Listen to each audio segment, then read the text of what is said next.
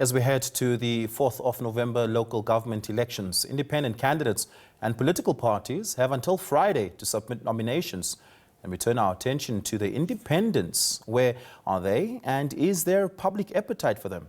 Well, helping us to unpack this and end this conversation from the Wits School of Governance is Professor Alex van der Heever. But first, have a look at this. 5 o'clock on Friday is deadline, not a minute past 5. It doesn't matter whose number you have or you don't have.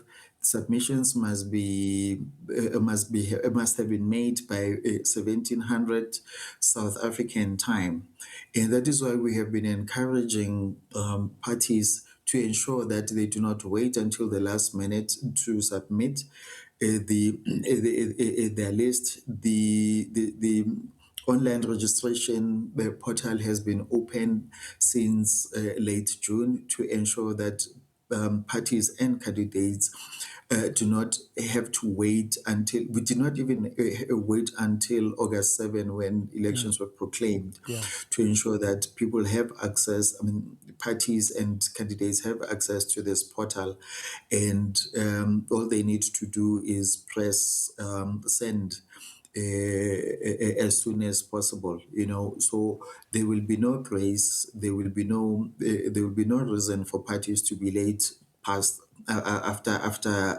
5 o'clock. Nothing, no submission will be entertained, because it is an act of law.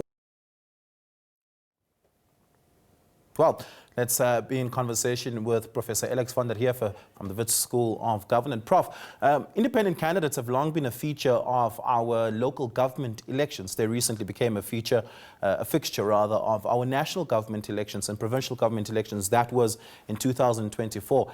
And of the handful of candidates that stood up in 2024, none of them got a seat. But the chances of being able to get a seat in local government elections are significantly higher. Yet we don't see a significant uptick in people willing to step up as independent candidates. Do you have a sense of why that is? Well, I think it's quite a difficult challenge, because you are going up against what might be popular party-related candidates.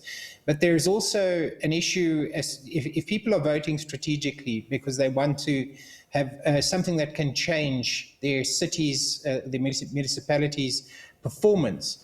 They need to look at who's actually going to be able to do that. And it might be that a lot of people will be looking at parties that are able to do that rather than individuals alone. But they can have an important disciplining effect on party politics if really poor candidates are being put up by the parties themselves. So it really depends on how that dynamic works. But the other major difficulty is the proportional representation issue, is that 50% of the votes are essentially reserved for proportional representation candidates in the party list system. And effectively, an independent candidate doesn't carry weight there. They don't have a proportional representation component. And so you can vote for your individual, but you're not actually changing the party dynamic that much. Yeah, and that is an interesting part of the contention, in that the PR system in our local government elections has always been in favor, seemingly mathematically at least, of smaller political parties, making it easier for smaller political parties to compete meaningfully. But independent candidates don't benefit from that because they don't present a party list. And so there's no PR vote consideration for them. The only way to make it is to make it as a ward councillor, and that requires a very strict threshold of votes in your favor. Is there perhaps a need to relook that, very specifically because the PR system was about making our politics as inclusive as possible?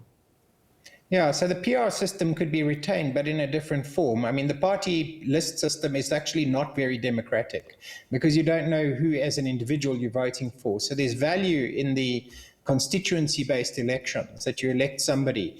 But combining it with the proportional representation really is finding a way of prorating your proportion up based on your support, whether you're a independent candidate or a party-related candidate. So solve that problem, and the proportional representation issue doesn't become a barrier. it's probably worthwhile eliminating the party boss system and the party list system, because it is so undemocratic. That's probably a weakness, but retain proportional representation, but eliminate that, and you will build a possibility for independent candidates to get a foothold, which would be valuable. It's pro-democratic. But it doesn't seem to be a lot of interest in that, because quite a lot of people end up in these councils or in politics who really don't deserve to be there because they're just part of a list. And that's not a very productive way of representing society. So I think we do have to rethink the electoral system.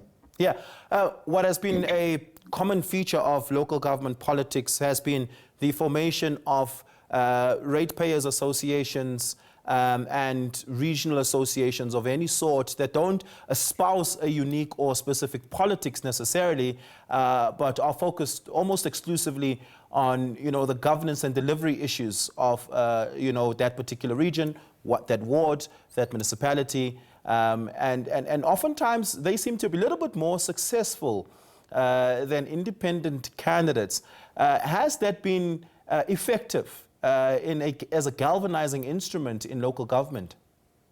I think that the ratepayers associations can be important across the board. You don't only rely on elected representatives. You also require kind of collective structures that can interact with the local authorities, because it's quite difficult to interact with them as an individual household. They're often they're not very responsive.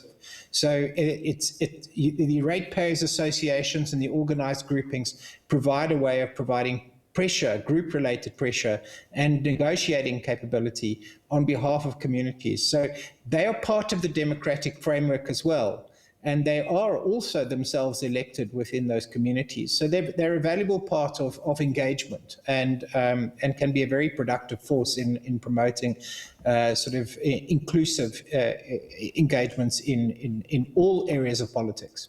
But when it comes to the actual work of governance in local government, do ratepayers associations and independent candidates alike have the sort of impact that they imagine they would have, especially given that there's quite a bit of horse trading taking place in local government, particularly those municipalities that are hung, where a coalition arrangement becomes the order of the day? Yeah, so it's a question, I think many communities are learning the consequences of voting for small parties and possible independent candidates, none of whom really were very successful historically, except for the small parties. But the problem that one gets is whether or not it actually translated into improved service delivery. And what you start to do is understand the nature of the party that you elected that exercised considerable leverage, being the kingmaker. And the question is, did it actually turn into something that was beneficial? So a lot of people might turn away from some of these small parties because they didn't actually produce for them. But they did exercise incredible leverage. And in the case of Johannesburg and Tshwane and Ekurhuleni, it's not been very good. And essentially, I think there's a question as to whether people are going to search for candidates and parties that are actually going to be able to cause a change, create a change in service delivery and a new dynamic, and rather than a version of the old dynamic. Even through lesser parties that have just joined together and managed to get prominence because they are the kingmaker. Yeah, well, we're going to have to leave it there. Thank you so much for your insights on this. Appreciate it. That's Professor Alex van der Heever from the Wits School of Governance.